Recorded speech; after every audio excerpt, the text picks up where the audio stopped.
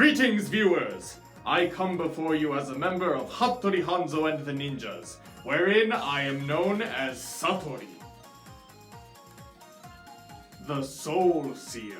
Hattori Hanzo and the Ninjas make our home in Aichi, Japan, where we spend much of our time roaming about Nagoya Castle, keeping an eye out for enemy ninja, and gathering information from the people who come to visit from various lands.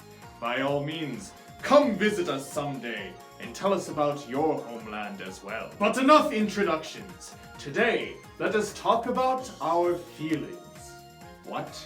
That is to say, let us discuss the 5 basic emotions of human beings according to Ninjutsu.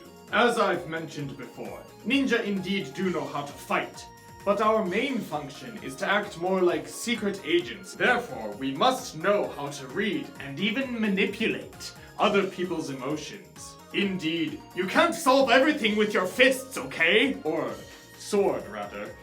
We ninja are much more sophisticated than that.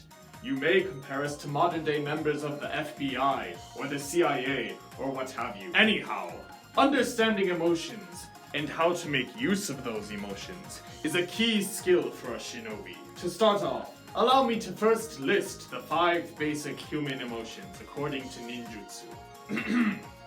1. Anger! 2. Fear. 3.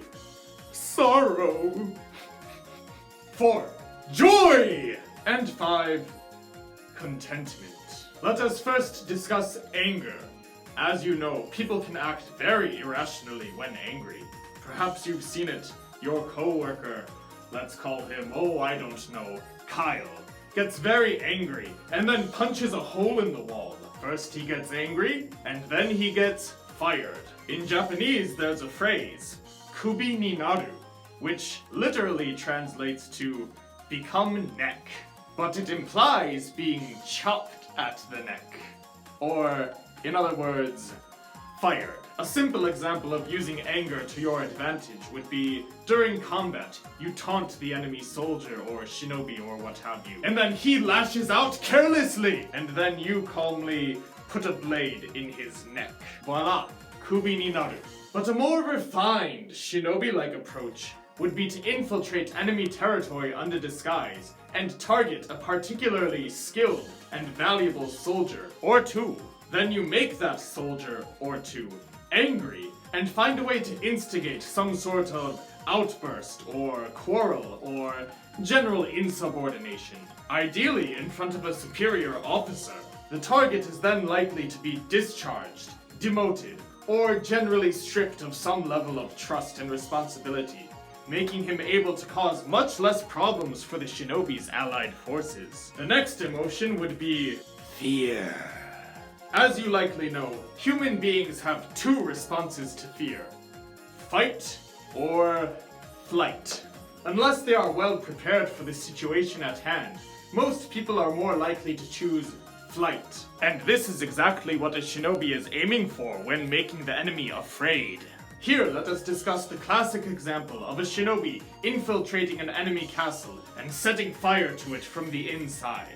Now, in this modern age, we have people known as firefighters, but in the past, there was no such occupation. That means that the people were all fire-flighters.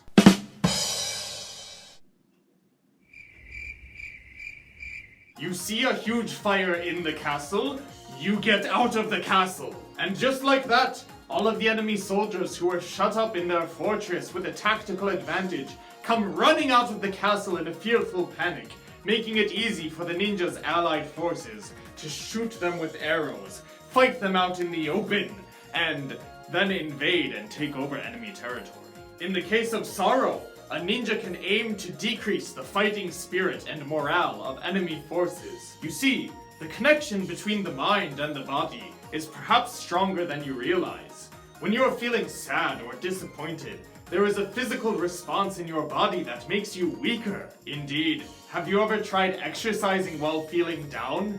'Tis much more difficult than when you're feeling happy, is it not? So in times of sorrow, even if the enemy decides to fight despite their feelings, it is impossible for them to fight at their full strength. A shinobi could therefore, for example, disguise himself as a soldier or a messenger, and then spread a false message about the enemy forces that the enemy's ruler has been assassinated, or that the leading officer of the current battle has perished on the battlefield. As long as the enemy soldiers are not within sight of the actual person who has supposedly died, then what proof do they have that the message is false? And if they do indeed believe it, they are likely to feel sad and disappointed, and then give up the fight, or at least become less able to perform well. In contrast with sorrow, we have the emotion of joy. When people are happy, they tend to be more agreeable, optimistic, and trusting, meaning they are less likely to be suspicious of other people's intentions, and more likely to answer questions openly. The perfect opportunity for a shinobi. While under disguise, a ninja could befriend an enemy soldier, or just about anyone in enemy territory who is likely to be holding valuable information. Then you get them into a good mood. Tell them funny jokes, say that you like their hair, perhaps even give them a gift, or treat them to a meal if you can. And then you ask them what you want to know. But of course, you must be tactful about it. You can't just waltz in and say, "Oh, hello, I brought you a new kunai. So, when are you planning to attack the enemy?" However, if you are patient, discreet, and indirect about it, you'd be surprised at how much information you can gather. You see, human beings have a natural instinct to want to repay kindness.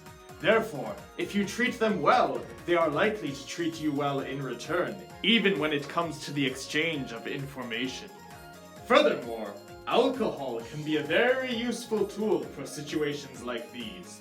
If you can get someone to drink up and be merry, then chances are you can also get them to be open and loose-lipped. Perhaps you know one of those people who, when intoxicated, spills all kinds of secrets and gossip. Perhaps you are one of those people. In which case, I'd advise you to be careful of shinobi. And lastly, let us discuss contentment, which can be used to gain preemptive advantage over military forces in other regions. The ninjutsu teachings of old advised samurai warlords to plant shinobi in the surrounding territories outside of their rule, even during times of peace. You see, while other rulers and warlords are enjoying peace and feeling content with the state of things, they would not expect a shinobi from other lands to be infiltrating their domain. And then, if and when times of conflict do arise, that ninja has already been living in that territory for likely some number of years, and is therefore much less likely to be suspected as an enemy spy, making it easier for him to gather and relay information to the allied forces. There you have it, dear viewers, the 5 basic emotions according to ninjutsu. What say you? Feel free to talk about your feelings in the comments down below, and let us know if you can think up any cool ideas for how a shinobi could take advantage of these 5 basic emotions. Be sure to follow us on all of our social media. That's Hattori Hanzo and the Ninjas. And until next time, I hope the basic emotion that you experience the most is joy. But for now, I bid you farewell. Dodo.